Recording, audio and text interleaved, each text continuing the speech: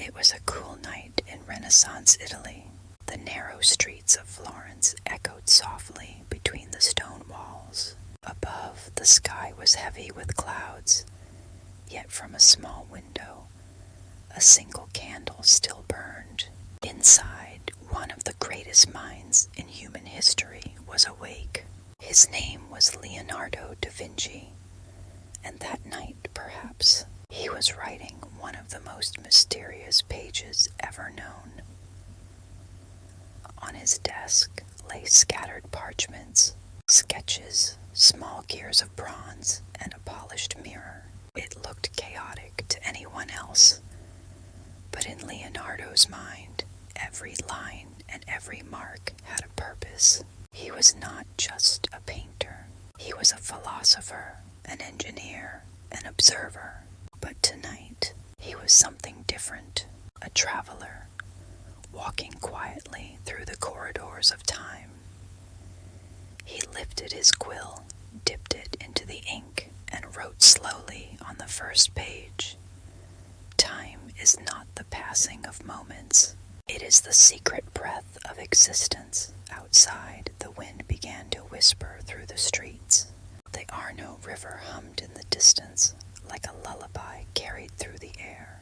The candle flickered. Shadows danced upon the walls. Leonardo looked toward the window. Raindrops had begun to fall on the cobblestones below. In that deep silence, he could almost hear his own heartbeat. He wondered, is time truly a straight line, or is it a circle?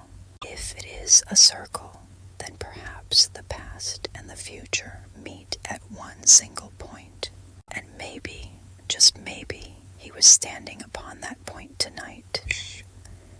He turned the pages of his notebook. Between the drawings were strange symbols, gears, wings, spiral forms. On the corner of one page, a small note read, "Man may understand the wing of a bird, but he shall never gauge the wind of time." He exhaled slowly. Then he reached for a small device made of brass and glass. Tiny gears, thin wires, and a clear crystal sphere. He had once written that it was meant to measure the breath of time. No one understood what he meant, but Leonardo's eyes held certainty. The crystal sphere began to glow faintly. The room grew cold. The sound of the wind turned into a deep, rhythmic hum. Time seemed to slow. The candle froze mid-flicker, and Leonardo saw something impossible. Buildings of stone, but taller than any he had ever imagined. Strange metal birds soaring across the sky. People walking with small glowing boxes in their hands. He couldn't believe his eyes. Is this the Florence of the future? He whispered to himself. He quickly took his quill and wrote, his hands trembling. I have seen it. Time is not a curtain, but a mirror. When we gaze upon it, we do not only see ourselves, we see what we may yet become. Then came a sound, not the church bells of Florence, but a deep mechanical chime, as if echoing from another world. And then silence again. The glow faded. The sphere went dark, but Leonardo sat still, changed forever. After a long moment, he smiled faintly. So, the future is not a dream, he said softly. Perhaps I have already walked within it. He closed his notebook, but noticed something strange. Between the pages, a sketch still glistened with fresh ink. It showed a human figure surrounded by circles, the same spirals he had drawn countless times before. Underneath, a note. Man is not the center of the universe. The universe lives within man. The candle burned lower. Shadows deepened. Leonardo rested his head in his hands and breathed deeply. He was tired, but but peaceful. Maybe he had crossed beyond time, or maybe he had simply wandered too far within his own mind. Before his eyes closed, he whispered, "One day someone will find this notebook, and time will begin again." Centuries passed.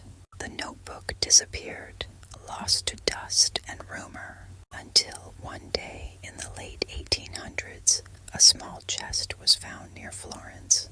Inside it, a faded notebook, its cover marked by a single symbol, a clock whose hands turned backward. When scholars opened it, they recognized some of Leonardo's sketches, but others were different. Certain words came from centuries beyond his lifetime, as if someone or something had written through him. Some said it was a forgery. Others believed it was the time traveler's journal itself. And on one fragile page, a final phrase was found: "To cross time, one does not need machines. One only needs a soul." That single sentence inspired generations, because perhaps time travel is not made of metal and fire, but of memory and dream. Maybe every human being is a traveler, walking through the corridors of their own mind. Even today, Leonardo's house still stands in Florence.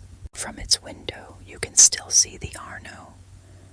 And some say if you pass by at night, you might glimpse a flicker of candlelight inside. Perhaps it's only the wind, or perhaps Leonardo still sits there, drawing one final line in his hidden notebook. Who knows? Maybe time truly is a circle, and in every dream, every story, we touch that same moment again.